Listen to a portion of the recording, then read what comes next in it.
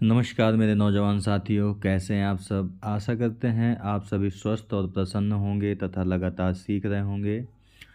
दोस्तों, रिसर्च के अंतर्गत पिछले वीडियो में हमने आपसे चर्चा की थी अनुसंधान के चरण यानी कि स्टेप्स ऑफ रिसर्च के बारे में चर्चा की थी।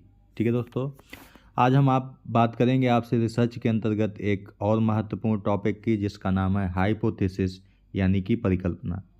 तो चलिए शुरू करते हैं आज का लेक्चर। सबसे पहले देखते हैं परिकल्पना होती क्या है। तो हाइपोथेसिस किसी शोध या प्रयोग में प्रारंभिक धारणा या सिद्धांत होती है, जिसे जांचने और सत्यापित करने के लिए प्रयोग किया जाता है। यानी जो पूरा का पूरा शोध होता है आपका, वो इसी बात के लिए होता है कि जो प्रारंभिक धारणा या सिद्धांत है उसे सत्यापित करना है, यानी कि जांचना होता है कि जो हमने बनाया है वो सही है या गलत है। यह एक शिक्षित अनुमान होता है जो किसी समस्या या प्रश्न के उत्तर के रूप में प्रस्तुत किया जाता है। इसे शिक्षित अनुमान या संभावित समाधान भी कहते हैं। ठीक है, तो यह भी आपको याद रखना। संभावित उत्तर है या शिक्षित अनुमान है, ठीक है, या प्रारंभिक धारणा है या सिद्धांत होती है। उदाहरण के लिए अगर हम बात करें, यदि आप सोचते हैं कि पौधों को अधिक धूप मिलने से उनकी वृद्धि बढ़ती है, तो यह एक परिकल्पना है। और इस बात को यानी कि इसे परीक्षण करके सत्यापित किया जा सकता है। यानी एक हमने परिकल्पना बनाई कि पौधों को यदि धूप अधिक मिलती है तो उनकी वृद्धि बढ़ती है। अब इस बात को हमें सत्यापित करके दिखाना पड़ेगा कि कैसे बढ़ती है, क्यों बढ़ती है, क्या कारण है इसका। वही हमारी क्या होगी, परिकल्पना होगी। परिकल्पना एक वैज्ञानिक या तार्किक धारणा है जो किसी विशेष घटना, प्रक्रिया या संबंध के बारे में पूर्व अनुमान करती है। इसे एक शिक्षित अनुमान के रूप में देखा जा सकता है जो किसी अनुसंधान अध्ययन में परीक्षण और सत्यापन के लिए प्रस्तुत की जाती है। जैसा कि अभी हमने देखा था कि पौधों को अगर धूप अधिक मिले तो उनकी वृद्धि अधिक होती है। इस परिकल्पना को ही परीक्षण किया जाएगा और सत्यापित करना पड़ेगा कि जो बात हम कह रहे हैं वो सही है या गलत है। परिकल्पना वैज्ञानिक विधि का एक महत्वपूर्ण हिस्सा है जो अनुसंधान के उद्देश्यों को स्पष्ट करने और डेटा के संग्रह में सहायता करती है। इसका मुख्य उद्देश्य की बात करें तो किसी विषय पर गहन अध्ययन करना और अंतर्दृष्टि प्राप्त करने के लिए इसका उपयोग किया जाता है। जाहिर सी बात है कि अगर हमने कोई हाइपोथेसिस बना ली कि अगर वर्षा अधिक होगी तो फसल भी बहुत अच्छी होगी, तो अब इस बात पे हमें गहन अध्ययन करने का मौका मिल गया। अब हम ये चीज़ें करेंगे कि डाटा कलेक्ट करेंगे पिछले वर्षों का कि हाँ, जब जब वर्षा हुई है तो क्या फसल अच्छी हुई है कि नहीं हुई है। ठीक है, फिर उस चीज़ को सत्यापित भी करेंगे। तो यही सब का इसका उद्देश्य होता है। इसकी विशेषताओं की बात करें, अगर परिकल्पना की विशेषताएं, तो हम देखते हैं कि स्पष्टता। परिकल्पना को स्पष्ट और संक्षेप में प्रस्तुत किया जाना चाहिए ताकि इसे आसानी से समझा जा सके। परिच्छेदता, एक अच्छी परिकल्पना को प्रयोगों और अवलोकनों के माध्यम से परीक्षण किया जा सकता है। इसका अर्थ है कि इसे सही या गलत साबित किया जा सकता है। यानी जो परिकल्पना होती है वो परीक्षण योग्य भी होती है कि जो हमने बात कही है उसे सही या गलत साबित किया जा सकता है। तार्किकता, परिकल्पना को तार्किक रूप से आधारित होना चाहिए, जिसका अर्थ है कि यह सिद्धांतों और पूर्व के ज्ञान पर आधारित होना चाहिए। जैसा कि हमने स्टेप्स ऑफ रिसर्च में आपको साहित्य समीक्षा के बारे में बताया था, तो साहित्य समीक्षा के बाद ही परिकल्पना का निर्माण होना चाहिए, यानी कि पूर्व ज्ञान पर आधारित होना चाहिए। संदर्भित होना, यानी यह किसी विशेष संदर्भ या समस्या से संबंधित होनी चाहिए। अब ऐसा नहीं है कि साहित्य समीक्षा हमने किसी और विषय को लेकर की है और परिकल्पना किसी और विषय से संबंधित बना ली है। ठीक है। तो संदर्भ या समस्या से संबंधित होनी चाहिए जिससे शोध के उद्देश्य स्पष्ट हों। विवेचनीयता, परिकल्पना के परिणामों का विश्लेषण किया जा सकता है और इससे संबंधित डेटा भी एकत्र किया जा सकता है। यानी कि परिकल्पना को सत्यापित या जांचने के बाद जो हमने परिणाम निकाला है उसका भी विश्लेषण किया जा सके। व्यवस्थितता यानी परिकल्पना को वैज्ञानिक विधि के अनुसार व्यवस्थित रूप से तैयार किया जाना चाहिए ताकि इसे अनुसंधान के दौरान आसानी से लागू किया जा सके। अनुमानित, परिकल्पना में सामान्यतः कुछ अनुमान होते हैं जो आगे के शोध के लिए एक दिशा प्रदान करते हैं। दोस्तों ये अनुमान ही है कि हम जैसे मान के चलते हैं कि पौधों को अगर धूप दी जाएगी तो पौधों की वृद्धि अच्छी होगी, ये हमने अनुमान लगाया है। इसी को हम आगे शोध के लिए प्रस्तुत करेंगे, यानी कि इससे संबंधित डाटा कलेक्शन करेंगे, उनका विश्लेषण करेंगे और निष्कर्ष निकालेंगे। संशोधित करने योग्य, यदि परीक्षण के परिणाम किसी परिकल्पना का समर्थन नहीं करते तो इसे संशोधित या त्यागा भी जा सकता है। यानी ऐसा नहीं है कि अगर हमने कोई बात कह दी है कि इसके ऐसा होने से इसका ऐसा होता है, तो अगर वो सत्यापित नहीं हो पा रही है तो हम उसे संशोधित भी कर सकते हैं या हटा भी सकते हैं। ये विशेषताएं जो हैं वो परिकल्पना को एक महत्वपूर्ण वैज्ञानिक उपकरण बनाती हैं जिसे अनुसंधान को व्यवस्थित और प्रभावी रूप से प्रयोग रूप से किया जा सकता है। अब यहाँ पे देखते हैं कि शून्य परिकल्पना के प्रकार। तो जो परिकल्पना है उसके विभिन्न प्रकार होते हैं जो उनके उपयोग और अध्ययन के क्षेत्र के अनुसार विभाजित किया जा सकता है। मुख्यतः परिकल्पनाएं निम्नलिखित प्रकार की होती हैं। सबसे पहले है आपकी शून्य परिकल्पना। यह एक परिकल्पना होती है जो यह सुझाव देती है कि दो या दो से अधिक समूहों के बीच कोई अंतर नहीं है या कोई प्रभाव नहीं है। इसे सामान्यतः H0H या 0H0 द्वारा दर्शाया जाता है या इसे हम H0 के नाम से भी जानते हैं। ठीक है। जैसे उदाहरण के लिए पौधों की वृद्धि पर पानी की मात्रा का कोई प्रभाव नहीं पड़ता है। यानी कि दो चर हैं, मान लीजिए y और x। ठीक है। तो इस परिकल्पना के माध्यम से ये प्रदर्शित किया जाता है कि इन दोनों में कोई संबंध नहीं, यानी कि y में परिवर्तन होने से x पे कोई फर्क नहीं पड़ता और x पे परिवर्तन होने से y पे कोई फर्क नहीं पड़ता। जैसा कि उदाहरण में बताया गया है कि पौधों की वृद्धि पर पानी की मात्रा का कोई प्रभाव नहीं पड़ता, ये यहाँ पे बताया गया है। तो ये आपकी शून्य परिकल्पना होगी। इसके बाद है आपकी वैकल्पिक परिकल्पना यानी अल्टरनेटिव हाइपोथेसिस। यह शून्य परिकल्पना के विपरीत होती है और यह सुझाव देती है कि दो या दो से अधिक समूहों के बीच कोई अंतर या प्रभाव है। उसमें क्या था, कोई अंतर या प्रभाव नहीं है। इसमें क्या है कि कोई अंतर या प्रभाव है। इसे सामान्यतः H1 जो आपकी वैकल्पिक परिकल्पना है इसे हम H1 के नाम से जानते हैं। ठीक है। अब इसका उदाहरण है H1 यानी कि वैकल्पिक हाइपोथेसिस को H1H या 1H1 या HAH या AHH या इसे H1 के नाम से भी जानते हैं। अब जैसे इसमें क्या है, उदाहरण है कि पौधों की वृद्धि पर पानी की मात्रा का प्रभाव पड़ता है, यानी कि एक तरफ पौधों की वृद्धि और दूसरी तरफ पानी के प्रभाव का क्या बता दिया, उसने संबंध बता दिया।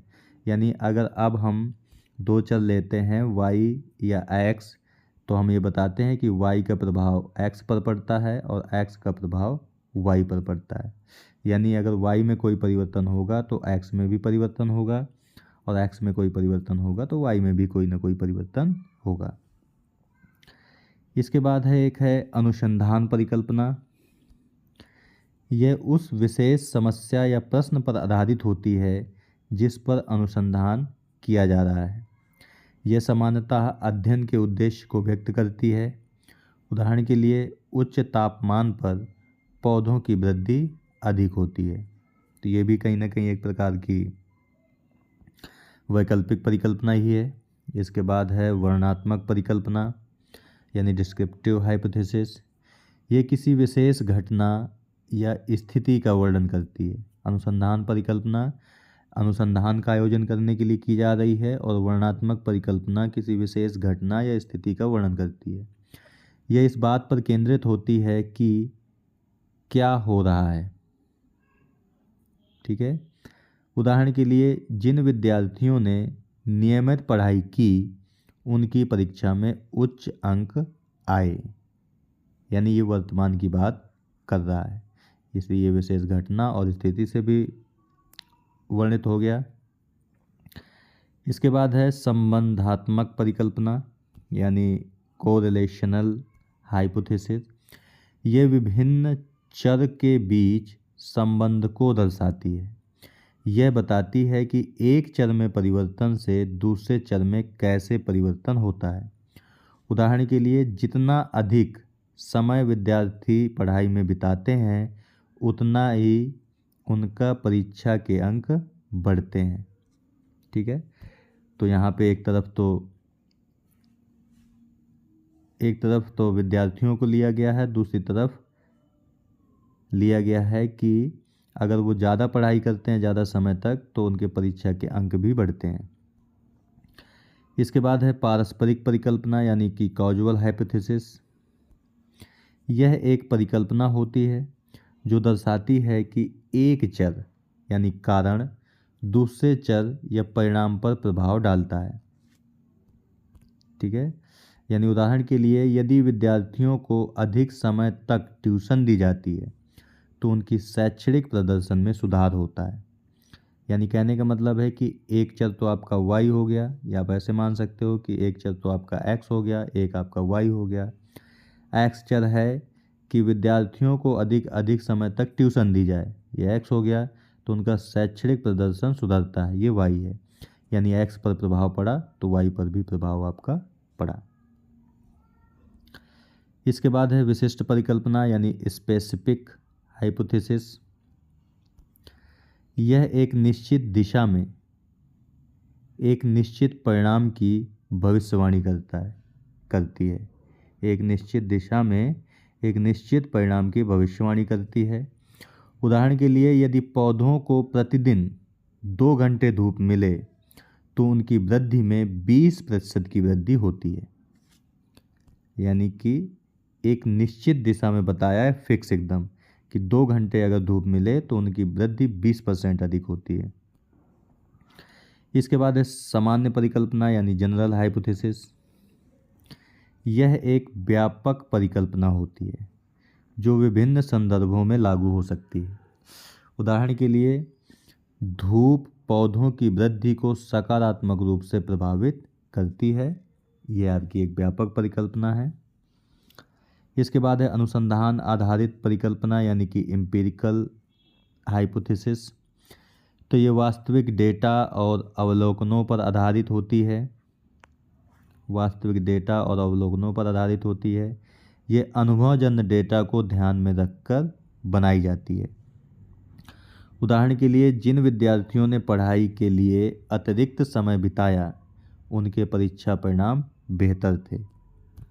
यानी कि यहाँ पर क्या बताया जा रहा है कि अनुभव किया गया, वास्तविक डेटा कलेक्ट किया गया, उसके बाद बताया गया कि विद्यार्थियों ने पढ़ाई अगर की अतिरिक्त समय तक तो उनके परीक्षा परिणाम भी बेहतर हुए। इसके बाद है थ्योरी आधारित यानी कि थ्योरी बेस्ड हाइपोथेसिस।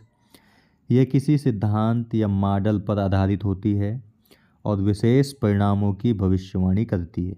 जैसे उदाहरण के लिए न्यूटन के गति के नियमों के अनुसार यदि कोई वस्तु अधिक बल प्राप्त करती है तो उसकी गति में भी वृद्धि होती है। यानी कि अगर वस्तु को बल अधिक मिलेगा तो उसमें गति भी अधिक होगी। ये मॉडल को प्रस्तुत कर रही है इसलिए थ्योरी आधारित हाइपोथेसिस है।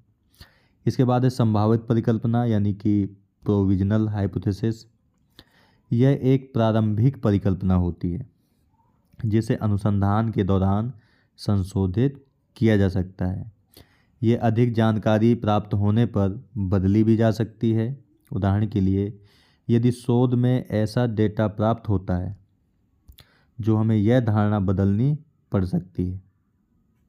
ठीक है, जैसे मान लो हमने प्रारंभ में बताया कि पानी अगर पौधों को अधिक दिया जाए तो पौधों की वृद्धि अधिक होती है।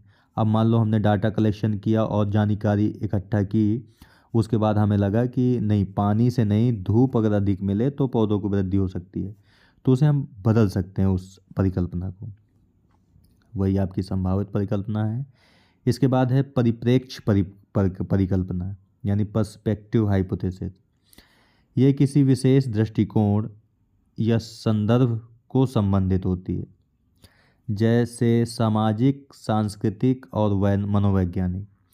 उदाहरण के लिए, एक निश्चित संस्कृति में अध्ययन करने वाले विद्यार्थियों की मानसिकता उनके परीक्षा प्रदर्शन को प्रभावित करती है। यानी कि विशेष संस्कृति के जो विद्यार्थी होते हैं उन पर उनकी संस्कृति का प्रभाव उनकी मानसिकता पर पड़ता है। इसके बाद है प्रायोगिक परिकल्पना एक यानी एक्सपेरिमेंटल हाइपोथेसिस। तो यह परिकल्पना प्रयोगात्मक अध्ययन में प्रयोग की जाने वाली होती है, जहां शोधकर्ता एक या एक से अधिक चर को नियंत्रित करके परिणामों का अवलोकन करते हैं। उदाहरण के लिए, यदि छात्रों को नई शिक्षण विधियों के तहत पढ़ाया जाता है तो उनकी परीक्षा में अंक बेहतर आते हैं। ठीक है, यहाँ पे कहने का मतलब है कि एक तरफ x है, एक तरफ y चर है, तो x को अगर प्लस किया जाएगा तो y में क्या परिवर्तन होगा, ये भी प्लस होगा या माइनस होगा। उसी तरह अगर x को x में घटाव किया जाए यानी माइनस किया जाए तो y में प्लस होगा कि माइनस होगा। ठीक है, तो ये आपका नियंत्रित चर है और ये आपका परिणाम है। तो ये आपका प्रायोगिक परिकल्पना होती है। इसके बाद है पैटर्न परिकल्पना यानी पैटर्न हाइपोथेसिस। यह एक परिकल्पना होती है जो किसी विशेष पैटर्न या प्रवृत्ति को पहचानती है। उदाहरण के लिए कि गर्मी के मौसम में बर्फबारी की संख्या में कमी आएगी, तो जाहिर सी बात है गर्मी ज़्यादा होगी तो बर्फबारी होगी काहे को। इसके बाद है उदाहरणात्मक परिकल्पना यानी इलस्ट्रेटिव हाइपोथेसिस। तो यह परिकल्पना किसी विशेष उदाहरण या मामले के आधार पर बनाई जाती है जिससे सामान्य निष्कर्ष निकाले जा सकते हैं। उदाहरण के लिए, अगर हमने शहर X में वृक्षारोपण बढ़ाया तो वहाँ की वायु की गुणवत्ता में सुधार होगा। ठीक है, तो ये आपकी उदाहरणात्मक परिकल्पना है। इसके बाद है संग्रहणात्मक परिकल्पना यानी कलेक्टिव हाइपोथेसिस। यह परिकल्पना एक समूह के चर के आधार पर बनाई जाती है। उदाहरण के लिए, एक समूह के रूप में सभी छात्रों के मानसिक स्वास्थ्य के स्तर का परीक्षा के परिणामों पर प्रभाव पड़ेगा। यानी कि इसमें अब जो चर होंगे 2 x और y वो समूह होंगे। ठीक है, तो समूह पर अगर कोई परिवर्तन होता है तो उसके परिणाम पर क्या प्रभाव पड़ता है, तो ये आपकी संग्रहात्मक परिकल्पना होगी। इसके बाद है विभाजक परिकल्पना यानी डिस्क्रिमिनेटिव हाइपोथेसिस। तो यह परिकल्पना विभिन्न समूहों के बीच अंतर की पहचान करती है। उदाहरण के लिए, लड़के और लड़कियों के गणित में प्रदर्शन में अंतर, यानी इसमें अब x और y दोनों चर हैं और जो दोनों समूह हैं। ठीक है, तो समूह है आपके, यानी कि दोस्तों यहाँ पे आपको ये देखना है कि एक तरफ जो x है इसमें आपके बॉयज़ और गर्ल्स दोनों हैं और जो y है आपका इसमें आपके गणित में प्रदर्शन को दिखा रहा है। ठीक है। इसके बाद है प्रतिवर्ती परिकल्पना यानी कि रेसिप्रोकल हाइपोथेसिस। तो यह परिकल्पना इस विचार पर आधारित होती है कि दो चर एक दूसरे पर प्रभाव डालते हैं। उदाहरण के लिए शिक्षक की शिक्षण शैली और छात्र की भागीदारी एक दूसरे को प्रभावित करती है। तो यहाँ पे दो चरों पर एक दूसरे का प्रभाव देखा गया है। इसके बाद है रूढ़िवादी परिकल्पना यानी कि कॉन्स्ट्रक्टिव हाइपोथेसिस। यह परिकल्पना समय के साथ स्थिरता को मानती है और नई स्थितियों को स्वीकार नहीं करती है। उदाहरण के लिए पारंपरिक शिक्षण विधियां आधुनिक शिक्षण विधियों की तुलना में अधिक प्रभावी हैं। यानी कि जो पुराने समय में शिक्षण विधियां थीं वो आज की शिक्षण विधियों की तुलना में अधिक प्रभावी हैं। ये हमारी एक रूढ़िवादी परिकल्पना है। सांख्यिकीय परिकल्पना यानी स्टैटिस्टिकल हाइपोथेसिस। यह परिकल्पना सांख्यिकीय डेटा के आधार पर बनाई जाती है और सांख्यिकीय परीक्षणों के माध्यम से सत्यापित भी किया जाता है। यानी इसमें अब हवाई बात नहीं होती है, डाटा का कलेक्शन भी होता है। जैसे शहर के छात्रों के परीक्षा अंकों का औसत 75% है। तो ये आपका सांख्यिकीय परिकल्पना है। इसके बाद है सूक्ष्म परिकल्पना यानी माइक्रो हाइपोथेसिस। यह परिकल्पना एक छोटे पैमाने पर जैसे कि एक विशेष समूह या स्थिति पर केंद्रित होती है। उदाहरण के लिए एक कक्षा में छात्रों के बीच सहयोगी अध्ययन से उनकी समस्या समाधान क्षमताएं बढ़ेंगी। सहयोगी कहने का मतलब है कि जब बच्चे एक कक्षा में एक दूसरे की मदद करते हुए पढ़ते हैं तो उनके समस्या समाधान क्षमताएं बढ़ेंगी। इसके बाद है महान परिकल्पना यानी कि मैक्रो हाइपोथेसिस या वृहद परिकल्पना। यह परिकल्पना व्यापक स्तर पर जैसे कि समाज या एक बड़े समूह पर केंद्रित होती है। उदाहरण के लिए एक देश के आर्थिक विकास पर शिक्षा प्रणाली का दीर्घकालिक प्रभाव पड़ेगा। ठीक है, तो ये आपकी मैक्रो है। इसके बाद है नैतिक परिकल्पना यानी इथिकल हाइपोथेसिस। यह परिकल्पना नैतिक मानदंडों और मूल्यों पर आधारित होती है। उदाहरण के लिए अगर कंपनियां सामाजिक जिम्मेदारी निभाती हैं तो उपभोक्ता की संतोषजनकता में वृद्धि होगी। यहाँ पे नैतिक मूल्यों की बात की गई है। इसके बाद है संशोधनात्मक परिकल्पना यानी कि रिफॉर्मेटिव हाइपोथेसिस। यह परिकल्पना उन परिवर्तनों या सुधारों की अपेक्षा करती है जो किसी प्रक्रिया या प्रणाली में किए जाएंगे। यानी कौन कौन से परिवर्तन किए जाएंगे ये उस पर आधारित होती है। उदाहरण के लिए यदि विद्यालय में शिक्षण विधियों में सुधार किया जाता है तो छात्रों के शैक्षणिक प्रदर्शन में सुधार होगा। ये एक संभावना व्यक्त की गई है कि हमें विद्यालय में शिक्षण विधियों में सुधार करना चाहिए अगर हमें छात्रों के शैक्षणिक प्रदर्शन में सुधार करना है तो। इसके बाद है अवसरवादी परिकल्पना यानी कि अपॉर्चुनिटिस्टिक हाइपोथेसिस। यह परिकल्पना उन अवसरों पर आधारित होती है जो किसी विशेष स्थिति में उत्पन्न होते हैं। उदाहरण के लिए यदि एक नया उत्पाद लॉन्च किया जाता है तो कंपनी के लाभ में वृद्धि होगी। तो यह अवसर दिखा रहा है। इसके बाद है पारस्परिक प्रभाव परिकल्पना यानी रेसिप्रोकल इफेक्ट हाइपोथेसिस। तो यह परिकल्पना इस पर आधारित होती है कि एक चर के प्रभाव के परिणाम स्वरूप दूसरे चर भी प्रभावित होता है। उदाहरण के लिए शिक्षक की पद्धतियाँ यानी कि शैली छात्रों के आत्मविश्वास को प्रभावित करती है और आत्मविश्वास की वृद्धि से प्रदर्शन में सुधार होता है। एक तरफ पद्धतियाँ ली गई, दूसरी तरफ आत्मविश्वास लिया गया और तीसरी तरफ प्रदर्शन में सुधार को लिया गया।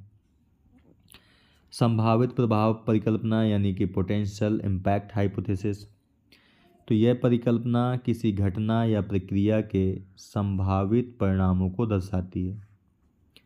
उदाहरण के लिए कि जलवायु परिवर्तन से वैश्विक कृषि उत्पादन पर दीर्घकालिक नकारात्मक प्रभाव पड़ेगा। यानी ये भविष्य में संभावनाएं व्यक्त कर रहा है कि अगर इसी प्रकार से जलवायु परिवर्तन जारी रहा तो वैश्विक स्तर पर कृषि उत्पादन पर दीर्घकालिक समय में नकारात्मक प्रभाव पड़ेगा, यानी कृषि का उत्पादन गिरेगा। साक्ष्य आधारित परिकल्पना, यह परिकल्पना पिछले साक्ष्यों पर और शोधों के आधार पर बनाई जाती है। उदाहरण के लिए पिछले अनुसंधानों के आधार पर नियमित व्यायाम से मानसिक स्वास्थ्य में सुधार होता है। इसके बाद है परिमाणात्मक यानी कि आउटकम हाइपोथेसिस। यह परिकल्पना संभावित परिणामों का अनुमान लगाती है। उदाहरण के लिए छात्रों को परीक्षण से पहले मानसिक स्वास्थ्य कार्यशाला में भाग लेने से उनकी परीक्षा के परिणामों में सुधार होगा। इसके बाद है विषय विशेष परिकल्पना यानी कि टॉपिक स्पेसिफिक हाइपोथेसिस। यह परिकल्पना किसी विशेष विषय या क्षेत्र पर केंद्रित होती है। उदाहरण के लिए शहरी क्षेत्रों में वायु प्रदूषण के स्तर और श्वसन संबंधी रोगों के बीच एक संबंध पाया जाता है। इसके बाद है प्रासंगिक यानी रेलेवेंस हाइपोथेसिस। तो यह परिकल्पना इस बात को दर्शाती है कि एक विशेष कारक का विषय से कितना संबंध है। उदाहरण के लिए छात्रों की प्रेरणा उनके शैक्षणिक प्रदर्शन के लिए महत्वपूर्ण है। इसके बाद है बाधा परिकल्पना यानी बैरियर हाइपोथेसिस। तो यह परिकल्पना उस कारक या समस्या को पहचानती है, यानी कारक या समस्या को पहचानती है जो किसी विशेष परिणाम को प्राप्त करने में बाधा डाल रही है। जैसे आर्थिक स्थिति बच्चों की उच्च शिक्षा में बाधा उत्पन्न करती है, तो ये बाधा परिकल्पना है। इसके बाद है संवेदनशीलता परिकल्पना यानी सेंसिटिव हाइपोथेसिस। तो यह परिकल्पना इस बात को दर्शाती है कि एक विशेष चर के प्रति एक समूह की संवेदनशीलता कितनी है। उदाहरण के लिए छात्रों का शैक्षणिक प्रदर्शन उनके मानसिक स्वास्थ्य के प्रति संवेदनशील होता है। यानी कि यहाँ पे एक्स है जो कि एक समूह है और ये आपका एक चर है, ठीक है। तो अगर चर में परिवर्तन कोई हो रहा है तो समूह पर क्या प्रभाव पड़ रहा है, तो ये यानी कि अगर इस चर में परिवर्तन होगा और समूह में परिवर्तन होगा, जितना अधिक होगा यानी उतना ही अधिक संवेदनशील ये होगा। इसके बाद है पारिस्थितिकीय परिकल्पना यानी इकोलॉजिकल हाइपोथेसिस। तो यह परिकल्पना पर्यावरणीय कारकों के प्रभाव को दर्शाती है। उदाहरण के लिए पारिस्थितिकी तंत्र में जैव विविधता का संरक्षण मानव स्वास्थ्य के लिए आवश्यक है। यानी कि जो भी परिकल्पना पर्यावरण से संबंधित होती है वो आपकी पारिस्थितिकीय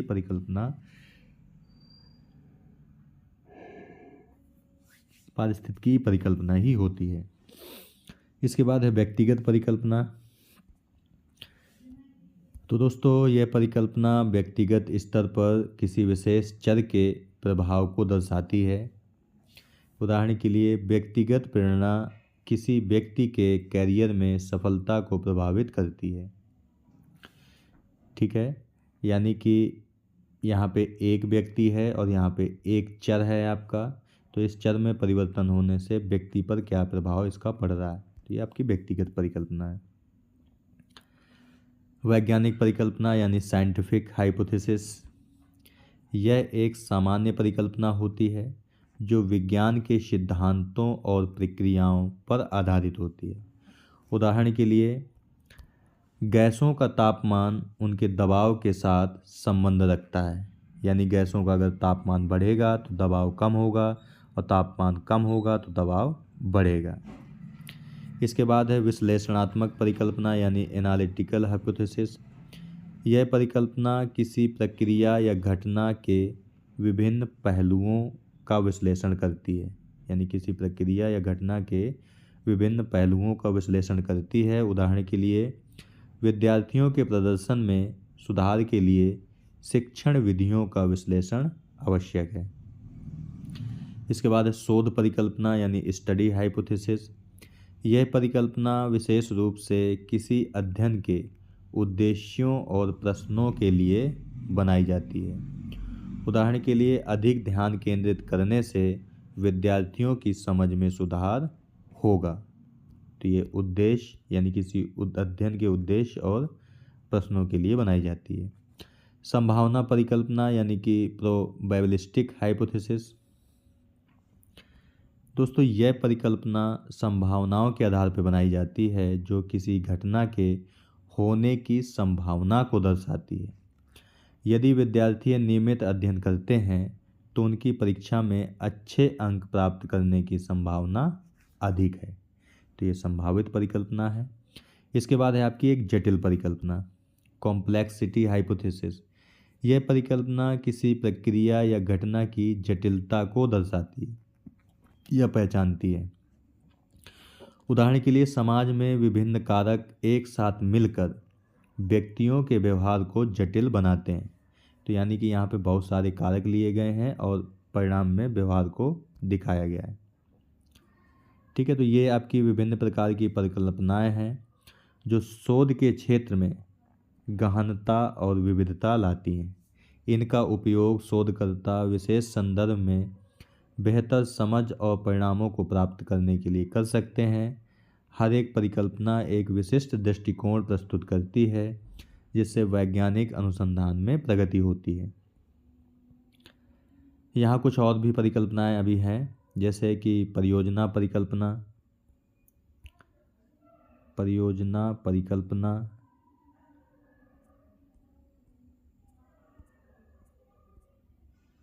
परिकल्पना यानी प्रोजेक्ट हाइपोथेसिस। तो यह परिकल्पना विशेष रूप से किसी परियोजना के लिए बनाई जाती है जिसमें विशिष्ट उद्देश्यों और लक्ष्यों को ध्यान में रखा जाता है। उदाहरण के लिए, यदि हम इस समुदाय में स्वास्थ्य शिक्षा कार्यक्रम चलाते हैं तो बीमारी की दर में कमी आएगी, यानी ये परियोजना से रिलेटेड हो गया। इसके बाद है संभावनात्मक परिकल्पना यानी कि कॉन्टिनजेंट हाइपोथेसिस। यह परिकल्पना इस बात पर निर्भर करती है कि किसी विशेष स्थिति में क्या होता है।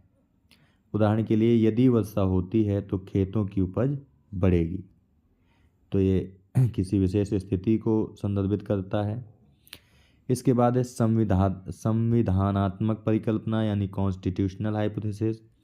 यह परिकल्पना किसी विशेष संविधान, नियम, कानून के प्रभाव का अध्ययन करती है। उदाहरण के लिए, नए शिक्षा कानून के लागू होने से छात्रों के शैक्षणिक परिणामों में सुधार होगा। संचार परिकल्पना। यह परिकल्पना संचार के विभिन्न पहलुओं और उनके प्रभावों को दर्शाती है। उदाहरण के लिए, संस्थागत संचार में सुधार से कर्मचारियों की संतुष्टि में वृद्धि होगी। विकासात्मक परिकल्पना यानी डेवलपमेंट हाइपोथेसिस। यह परिकल्पना विकास के विभिन्न चरणों में बदलाव को दर्शाती है।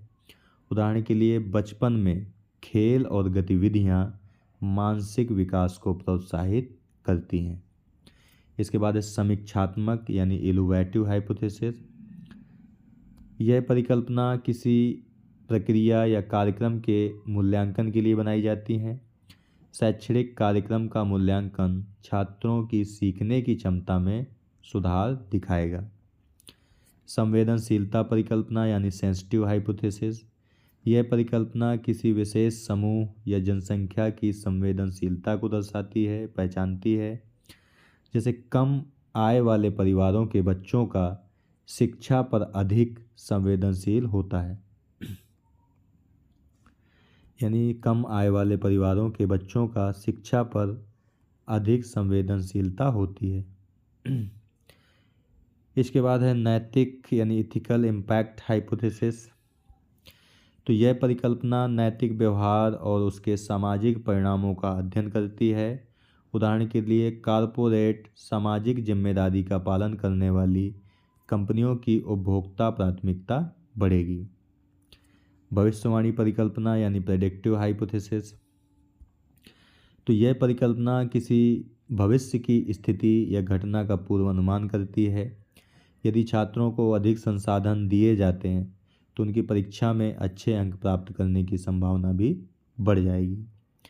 स्थायित्व परिकल्पना यानी सस्टेनेबिलिटी हाइपोथेसिस, यह परिकल्पना इस बात पर ध्यान केंद्रित करती है कि कैसे कुछ प्रक्रियाएं या कार्यक्रम दीर्घकालिक में स्थायी हो सकते हैं। उदाहरण के लिए, यदि हम स्थायी कृषि पद्धतियों को अपनाते हैं तो खाद्य सुरक्षा में सुधार होगा। ये विभिन्न प्रकार की परिकल्पनाएं अनुसंधान में गहराई और विविधता लाती हैं। ये हमने ऊपर भी दोस्तों देख लिया था।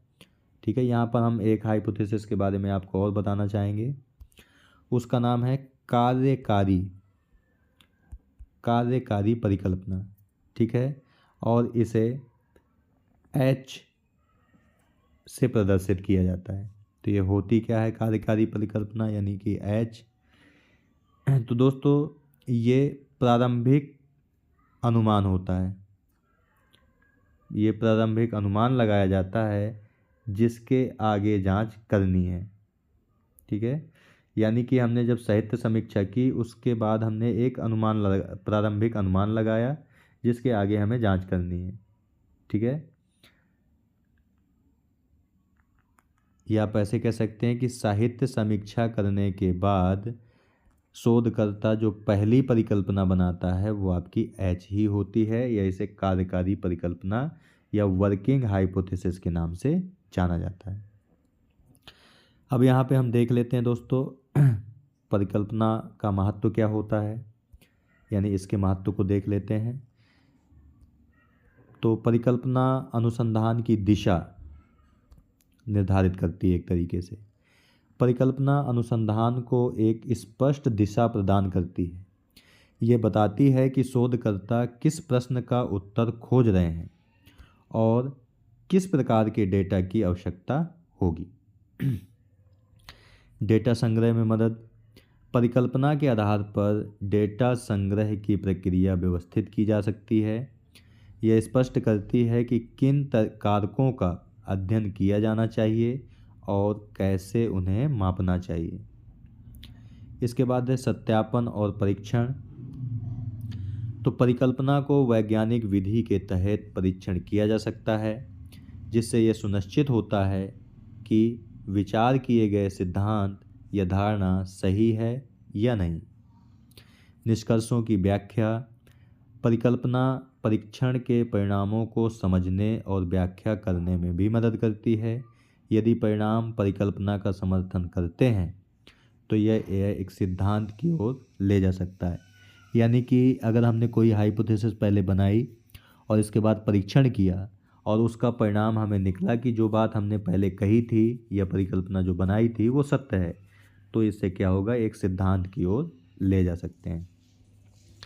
इसके बाद है नई जानकारी का विकास।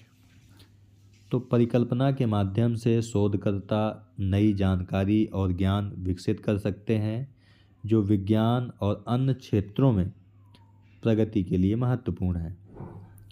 सामाजिक और व्यावसायिक प्रभाव, परिकल्पनाएं सामाजिक और व्यावसायिक मुद्दों पर शोध को प्रेरित कर सकती हैं जिससे नीतियों और कार्यक्रमों के विकास में मदद मिलती है। अवधारणाओं का परीक्षण। तो परिकल्पनाएं मौजूदा अवधारणाओं और सिद्धांतों को चुनौती देने का अवसर प्रदान करती हैं जिससे वैज्ञानिक दृष्टिकोण में सुधार होता है। इसके बाद है आधार प्रदान करना। तो परिकल्पनाएं एक सिद्धांत या मॉडल निर्माण के लिए आधार प्रदान करती हैं जो आगे के अनुसंधान और विकास में महत्वपूर्ण होते हैं। शिक्षण और ज्ञान का आदान प्रदान। परिकल्पनाएं शिक्षा के क्षेत्र में छात्रों को आलोचनात्मक सोच और समस्या समाधान कौशल विकसित करने में मदद करती हैं। अनुसंधान में सहयोग, विभिन्न शोधकर्ताओं के बीच संवाद सहयोग को बढ़ावा देने के लिए परिकल्पनाएं अत्यधिक महत्वपूर्ण हैं। इस प्रकार परिकल्पना वैज्ञानिक शोध की नींव होती है और अनुसंधान प्रक्रिया में एक महत्वपूर्ण भूमिका निभाती है। यह न केवल शोधकर्ताओं को दिशा देता है बल्कि समाज और विज्ञान विकास में भी योगदान देता है। इसके अलावा भी कुछ महत्व हैं इसके, जैसे नवाचार और विकास। तो परिकल्पनाएं नए विचारों और नवाचारों का आधार होती हैं, जो विभिन्न क्षेत्रों में तकनीकी और वैज्ञानिक विकास को प्रोत्साहित करती हैं। समस्या की पहचान। तो परिकल्पनाएं समस्याओं और चुनौतियों की पहचान करने में मदद करती हैं, जिससे समाधान के लिए रणनीतियां विकसित की जा सकें। इसके बाद है पारस्परिक संबंधों की खोज। तो परिकल्पनाएं विभिन्न चर के बीच संबंधों की खोज करने में मदद करती हैं, जिससे शोधकर्ता ये समझ पाते हैं कि कैसे एक चर पर दूसरा चर प्रभाव डालता है। साक्ष्य आधारित निर्णय। परिकल्पनाएं साक्ष्य आधारित निर्णय लेने की प्रक्रिया को बढ़ावा देती हैं। इससे व्यवसाय, नीति निर्माण और अन्य क्षेत्रों में बेहतर निर्णय लेने में भी मदद मिलती है। अनुसंधान की गुणवत्ता। अच्छी परिकल्पनाएं शोध की गुणवत्ता और सटीकता को बढ़ाती हैं, जिससे निष्कर्ष अधिक विश्वसनीय बनते हैं। प्रश्न पूछने की प्रेरणा। परिकल्पनाएं नए प्रश्न पूछने के लिए प्रेरित करती हैं, जिससे ज्ञान की नई परतें भी खुलती हैं। पर्याप्तता और सटीकता। यह सुनिश्चित करती हैं कि अनुसंधान प्रक्रिया में पर्याप्तता और सटीकता बनी रहे, जिससे निष्कर्ष अधिक प्रभावी हों। अंतर्राष्ट्रीय सहयोग। वैश्विक स्तर पर शोधकर्ताओं के बीच सहयोग को बढ़ावा देने में परिकल्पनाएं सहायक होती हैं, जिससे विभिन्न संदर्भों में ज्ञान का आदान प्रदान होता है। यानी कहने का मतलब है कि मान लीजिए कि एक ए देश का शोधकर्ता है, दूसरा बी देश का शोधकर्ता है, तो इनके बीच में चर्चा, परिचर्चा या संवाद भी होते हैं, जिससे अंतर्राष्ट्रीय सहयोग भी बढ़ता है। संक्षिप्तता। परिकल्पनाएं शोध उद्देश्य और प्रश्न को संक्षेप में प्रस्तुत करती हैं, जिससे अध्ययन को अधिक स्पष्टता मिलती है। शिक्षा में सुधार। तो परिकल्पनाएं शिक्षण विधियों में सुधार का आधार बन सकती हैं, जिससे शिक्षा प्रणाली में सकारात्मक परिवर्तन होता है। इन सभी पहलुओं के माध्यम से यह स्पष्ट होता है कि परिकल्पना केवल शोध का एक हिस्सा नहीं, बल्कि विज्ञान और ज्ञान के विकास में एक महत्वपूर्ण कारक है। इसके माध्यम से शोधकर्ता केवल डेटा एकत्रित नहीं करते, बल्कि वे सामाजिक, आर्थिक और पर्यावरणीय समस्याओं के समाधान की दिशा में भी काम करते हैं। ठीक है, तो दोस्तों आज की वीडियो में यहीं तक। आज का वीडियो काफ़ी लंबा हो गया है, ठीक है, लेकिन आप आराम से इसे देख सकते हैं, पॉज कर करके देख सकते हैं। आज हमने आपसे बात की परिकल्पना क्या होती है, परिकल्पनाओं की विशेषताएं क्या होती हैं, परिकल्पनाओं के प्रकार को हमने देखा। ठीक है, इसके बाद हमने